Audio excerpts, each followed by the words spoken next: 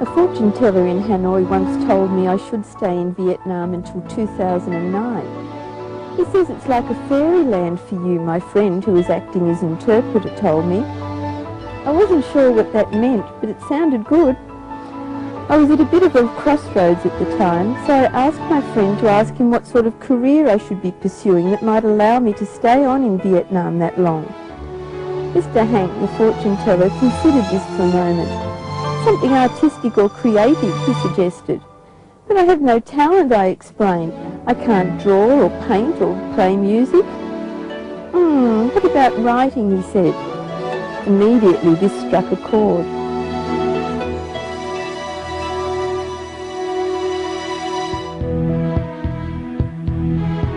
Australian writer Pam Scott fell in love with Vietnam after 3 short visits in 1993. What she discovered was an intriguing blend of East and West, mixed together in a uniquely Vietnamese way, like a spring roll filled with various fruits and vegetables and meat. That prompted her to compile a number of books of her interesting stories from Vietnam, which later captured the attention of readers in Australia, New Zealand, and the UK.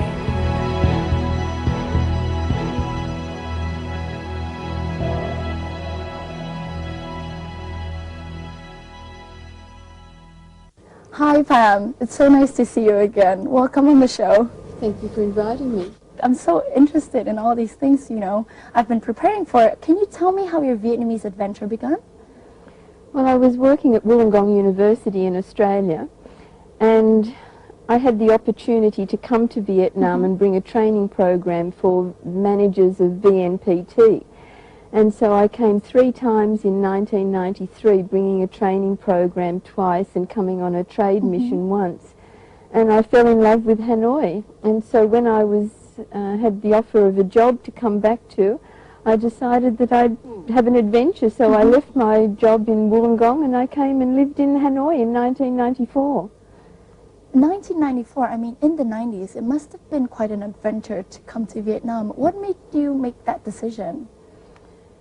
Well, I'd come 3 times, so I had an idea what I was coming into. Friends and family were a bit concerned because people didn't know very much about Vietnam in those days. It hadn't long opened its doors, and people still had images that they'd seen decades before about the war. And so people would say, oh, what about the war, and will you be safe, and won't you be lonely? And of course, the last thing you are in Vietnam is lonely. There's always plenty of company around. What was it in Ha Noi that clicked for you? Ha Noi is very different now. I mean, back in 93, 94, life was much simpler. People were riding bicycles, a few motorbikes, almost no cars. There was no pollution, the traffic was quiet, you could just hear the wheels of bicycles whirring. But the people were very authentic and so friendly and so curious, and they wanted to show you everything and include you in everything, and so it was just so wonderful. It was so different, but also it reminded me a little bit of childhood, you know, so there was a time warp still, that it was on the edge of what life was like when I was younger and what my parents grew up with. And so that was very attractive and a sort of nostalgia as well. So you mentioned that friends would take care of you. You felt loved in Ha Noi, didn't you? Yes. Can you give me some examples of those experiences? I lived for 3 years in the post office guest house. And so Miss Chi was the receptionist, and I had the two maids there who would, take me and show me places to eat and look after me and order a newspaper for me, and they'd just invite me to their homes, and people everywhere on the streets. I'd sit down and eat something on the streets, and someone would start talking with me and they'd invite me to their home. The noodle lady on Nguyen Zoo took me to her home for Tet. She sent somebody to get me on a motorbike and then go to her home. And so it was just small things like that people were wonderful.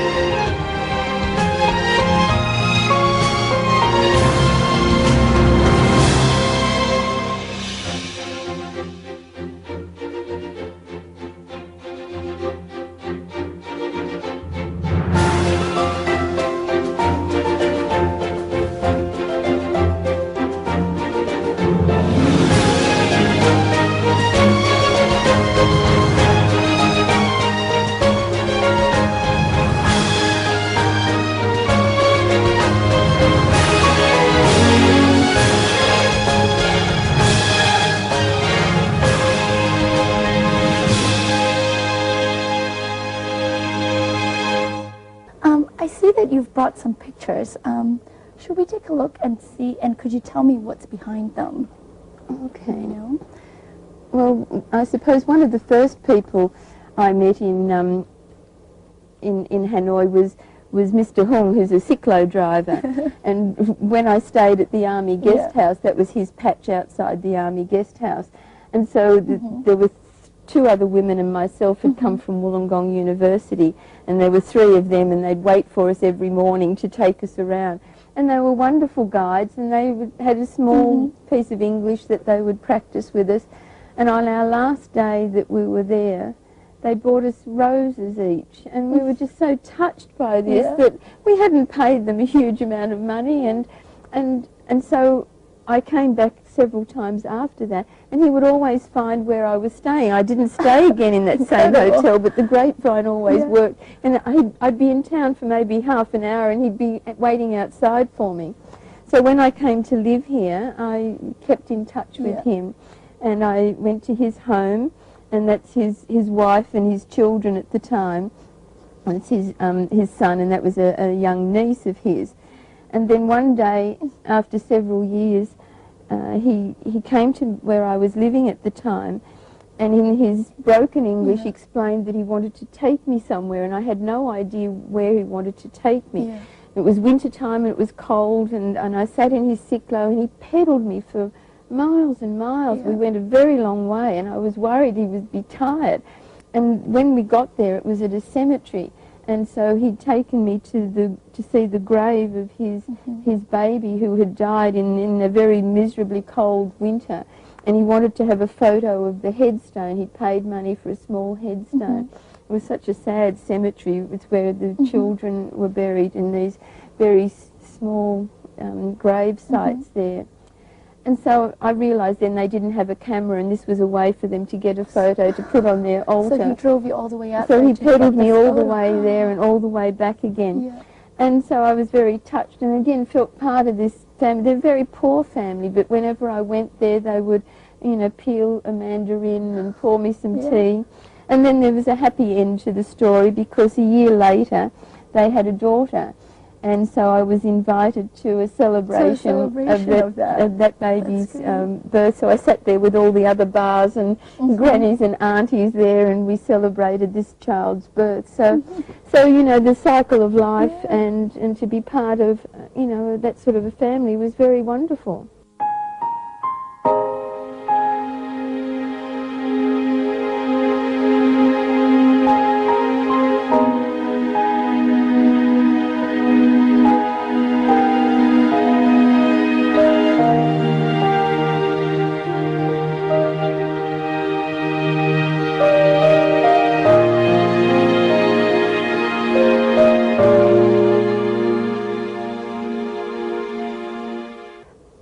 Part of a lot of different things as well. I see. There's quite a lot of photos. Well, you see, I decided when I came here, I was almost 50. I was 49 when I first came to live here, and I didn't live an expat life. I lived a very Vietnamese sort of life, and so I just decided I'd do everything, because it's a way of meeting people.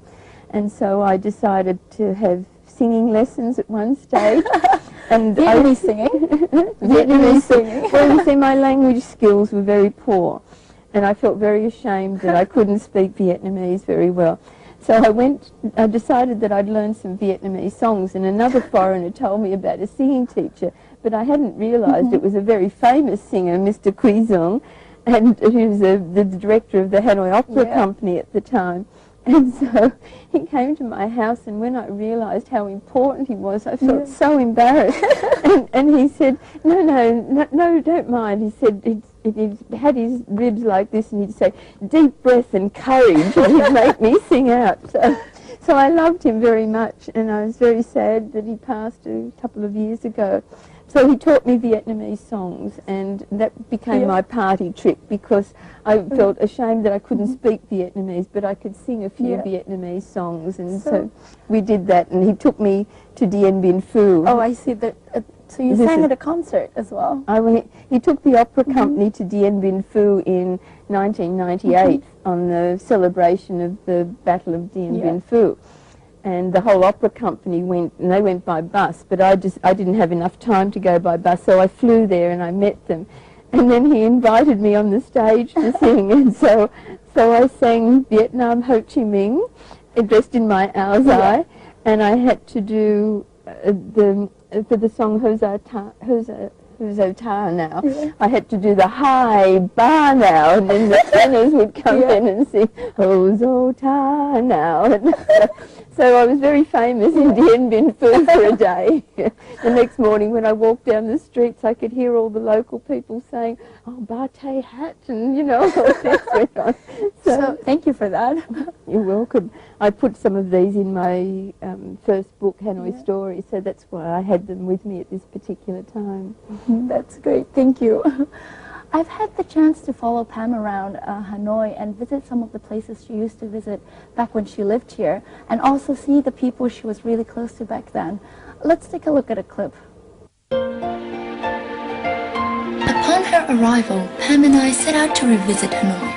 The first stop Pam chose to make was at the home market, where she reconnected with her old friends.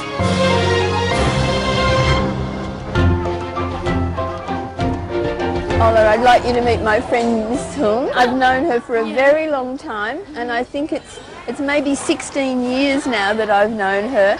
And I would come here and talk, and my Vietnamese is very poor and her English is very small, but we understand each other very well. And it was very nice. I lived near here, and I would just come to Home Market, sit down here, talk to her, look at some of her clothes, and just feel happy. She's a very happy person. Ngày trước chị nói được nhiều tiếng Việt hơn, bây giờ ngày xưa chị phải nói được đến 40% đấy. Pam felt exactly the same as she wrote in her book, Vietnam Revisited. After living in a place for a long time, even in a city as exotic as Hanoi, you stop being a tourist.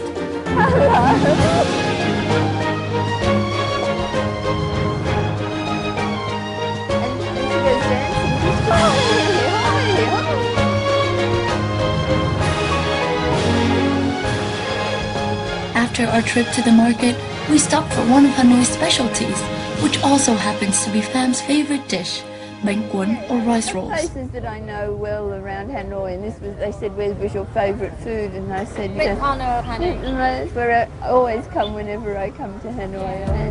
And then he went to. Are you gonna have something? No, I'm going to.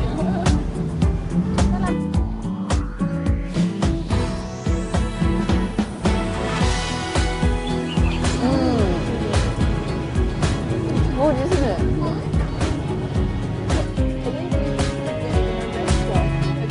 Pam shared her perspective on street food in Hanoi. This experience reminded Pam of one of the best times of her life. To quote Pam, "The years I spent in Hanoi were among the happiest of my life. The fortune teller had been right. It was like a fairyland for me." How did it feel this time when we walked around? How did Hanoi feel to you? Hanoi's changed so much, I think, but I'm used to it now.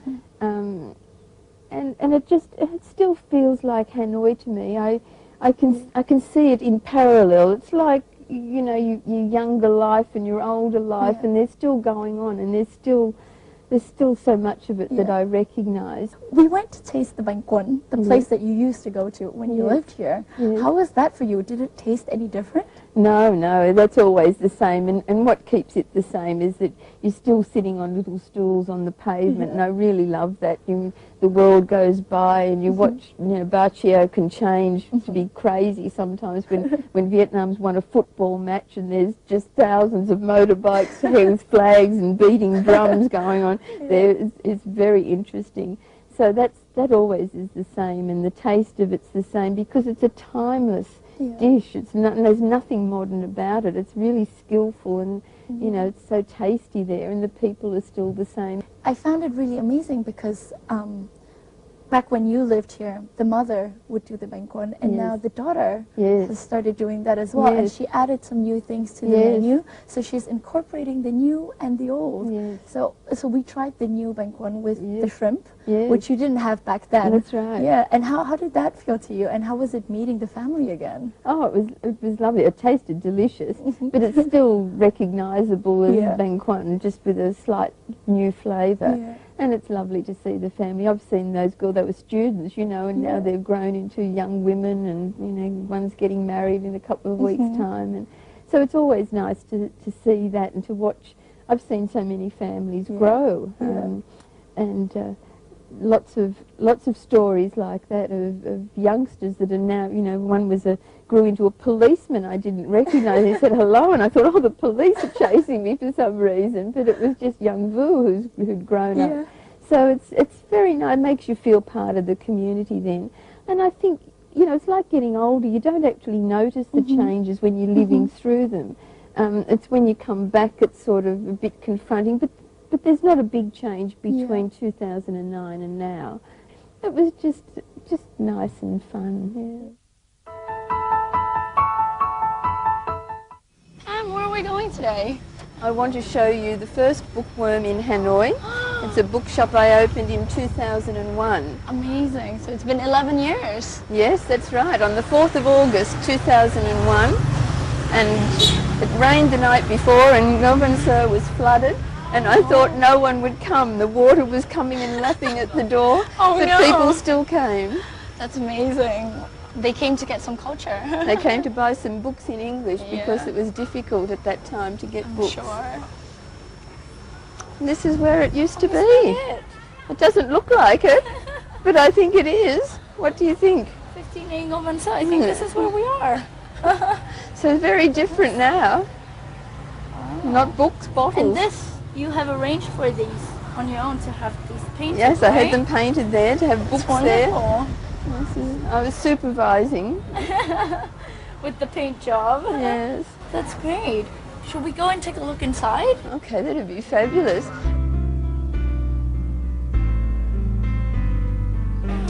Wow, This is it, Pam. it's very different. It is rather different. So I used to have a desk here. You know, there used to be a bookstore located here called the Bookworm. Did it look like that? That's the very place that I was looking for. Oh my God, look at and that. Now apparently it's a liquor shop. So I was the original owner, That's fantastic. and I opened it in 2001, but it's moved now. Yeah, to Chaolong. Chaolong, in number I 44. heard that was the other possible address. Okay. Well, there it is. So you just happened to And here come you in. are. Here you are, the grandmother of book shopping here in Ha Noi. That's fantastic. right. That's right. It's a very great pleasure to meet you. And I would stay and chat more, but I'm actually going to go to Chaolong Okay. and go book Find shopping. Bookworm. Well, there's some fabulous books Well, there. thank you very much. Okay. Goodbye. Bye. There was a counter here, and then we had lots of bookshelves, some of them sticking out from the wall and some of them along the wall. And then right up the back, I think we had a sofa for people to sit on. Yes, and there was a big mirror there. It looked, I don't think there was, the wall looked a little differently there. So it's hard to quite remember now. It looks so different. I can't, and I'm just really happy that I started it, and it's still going and flourishing, and that it's run by Vietnamese now. And you Which know, is so exciting, right? yes, I think that's really important. All the work that I've done in Vietnam has always been in capacity building. So I've always worked myself out of a job by training other people to take over. So even with the bookworm, there's somebody else doing it now who's Vietnamese. So I'm really happy with that.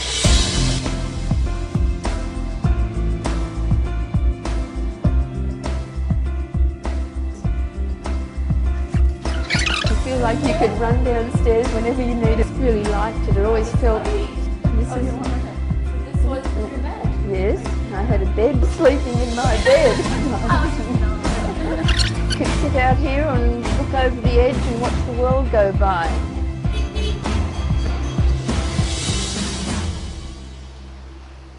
Can you tell me how you came up with the idea to open Bookworm? It was desperation. I needed some good books to read, and it was so hard to find anything at that stage. I mean, you could get, in English, you could get the classics, but there's only so much Dickens you can read. So I decided, I just had this crazy idea that I'd finished the jobs that I'd had at that time, and I was looking for a reason to stay on. And so I decided that with the help of my Vietnamese partner, Miễn, that we would open an English language bookshop. And we calculated the number of foreigners that were around who would read English, and we thought that maybe there was enough to just to balance. We weren't going to make a fortune. And so I rented a house, and I lived upstairs, and so we started the Bookworm. And it was quite an adventure. So the necessity became the mother of invention. Yes, and it was, you know, it paid the rent and it paid the electricity. I had lots of books to read. I met lots of people coming through the shop, and so it was another good adventure, and I'm just thrilled that it continues. Can you tell me a little bit about your books? Why did you choose writing as the method of documenting your experiences? When I went back to Australia in 2005, in 2002, the first time I went back, after 8 years in Ha Noi, I went back because my father had been diagnosed with cancer, and I wanted to spend time with him.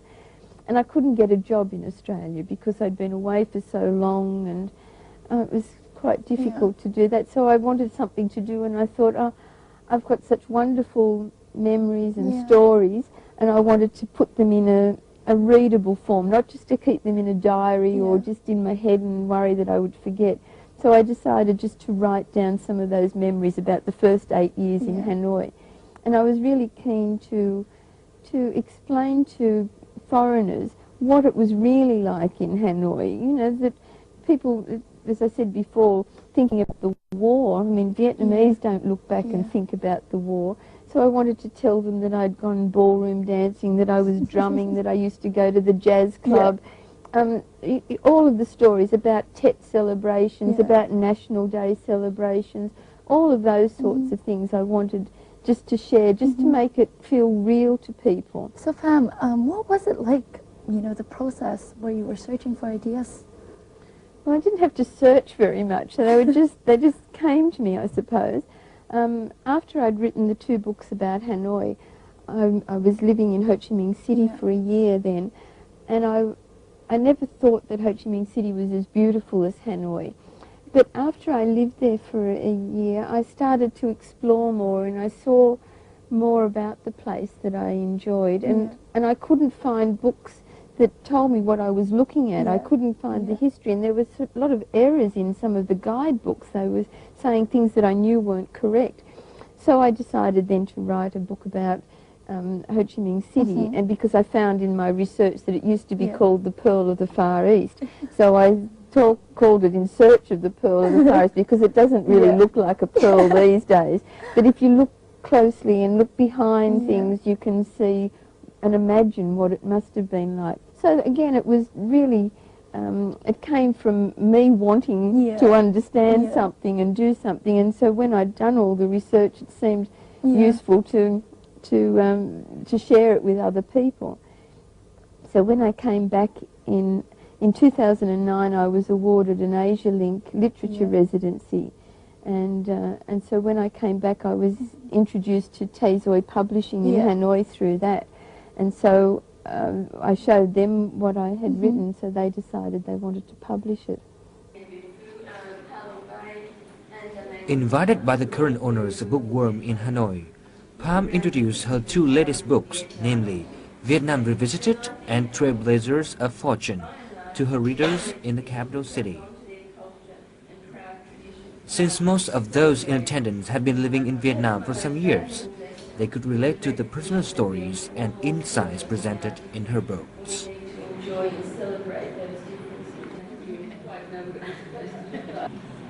She's not a tourist. She came here, she lived here, which is a very different experience from being a tourist.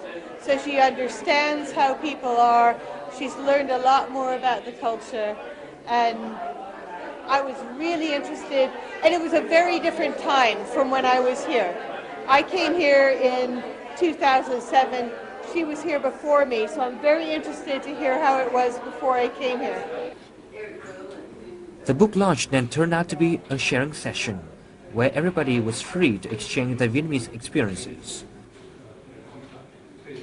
Pam took the opportunity to answer a lot of questions about the different layers of Vietnamese culture that might have confused newcomers but caused no difficulty at all for her.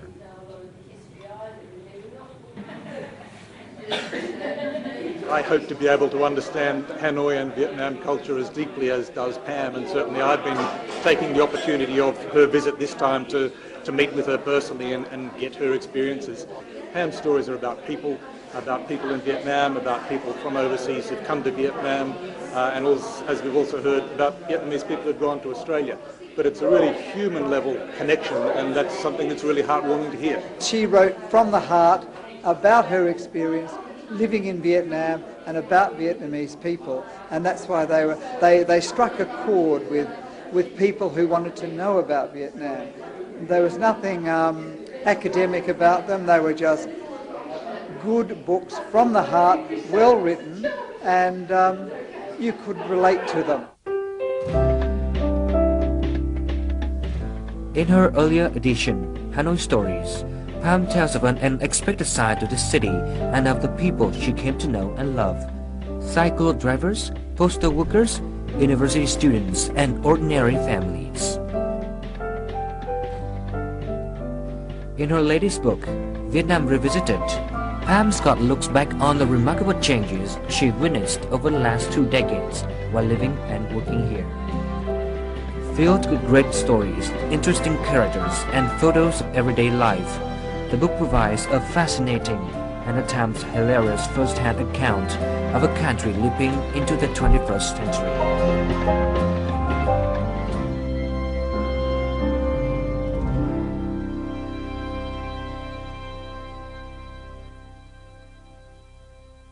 Can you tell me how supportive is your Western audience towards your book? I got good reviews from other Westerners who lived in Hanoi who thought that I captured the feel of the place, what it was really like, and they liked that part of it.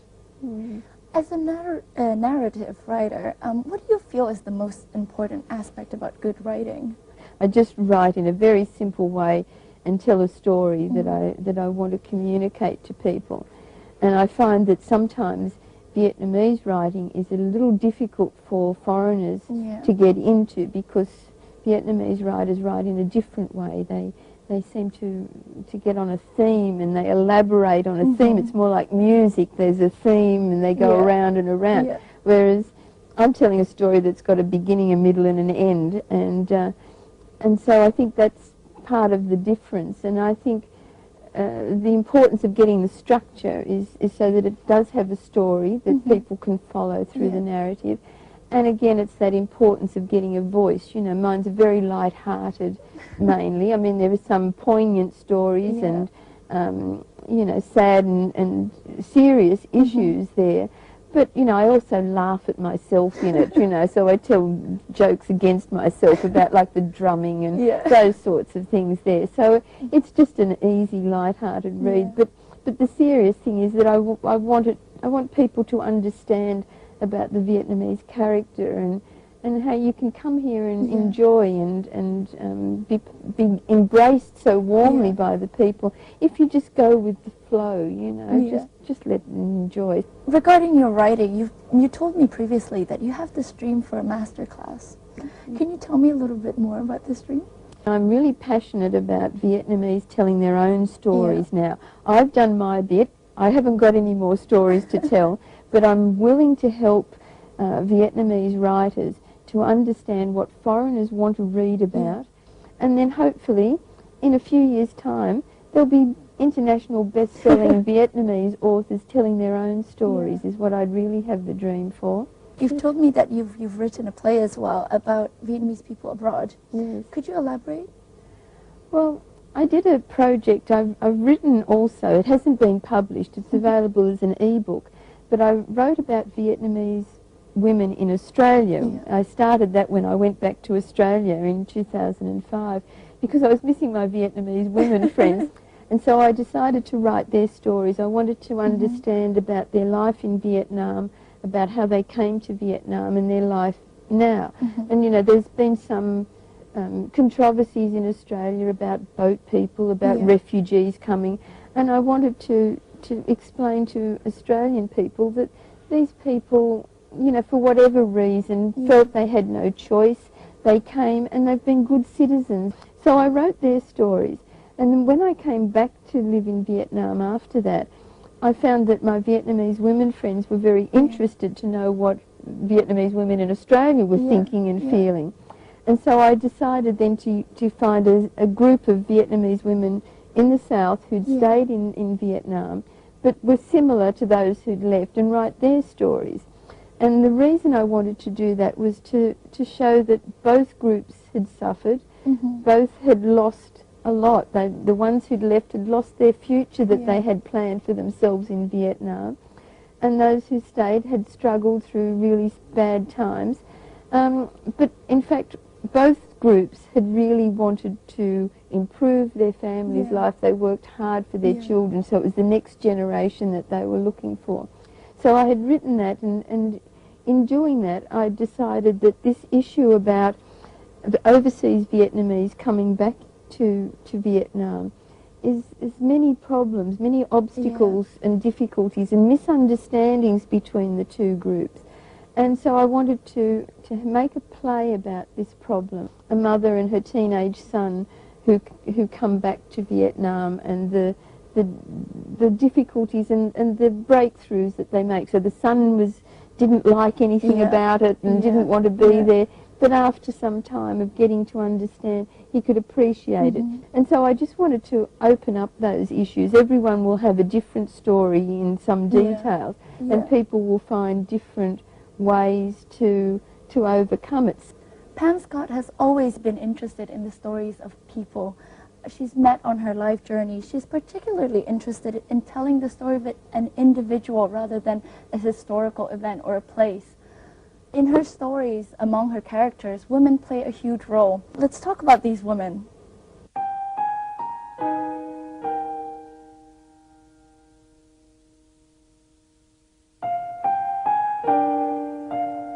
Pam has always been a big fan of Vietnamese women, so a visit to the Vietnamese Women's Museum was a real treat to her.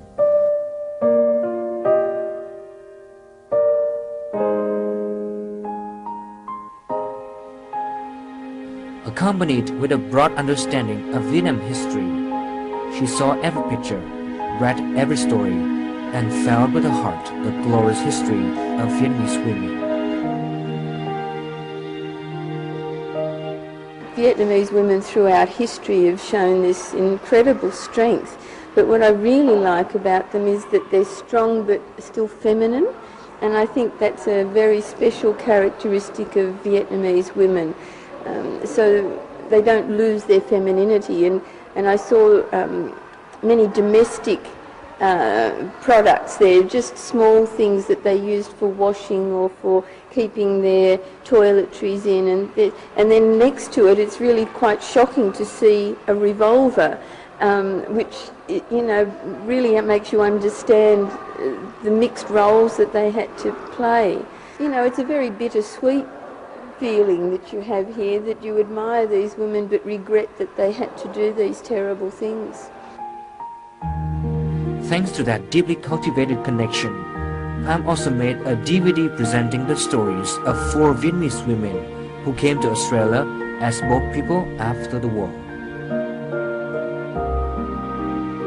The women who left Vietnam followed their husband or their father. They usually were not alone decision makers, so they just obeyed whoever they were following at the time. But their purpose was always to improve their family life. And whether they stayed behind or whether they left to go to another country for various reasons, they all worked very hard to improve the lot for their children. They always look ahead to the future. And all of these posters here are all looking ahead to the future and fighting for a brighter future.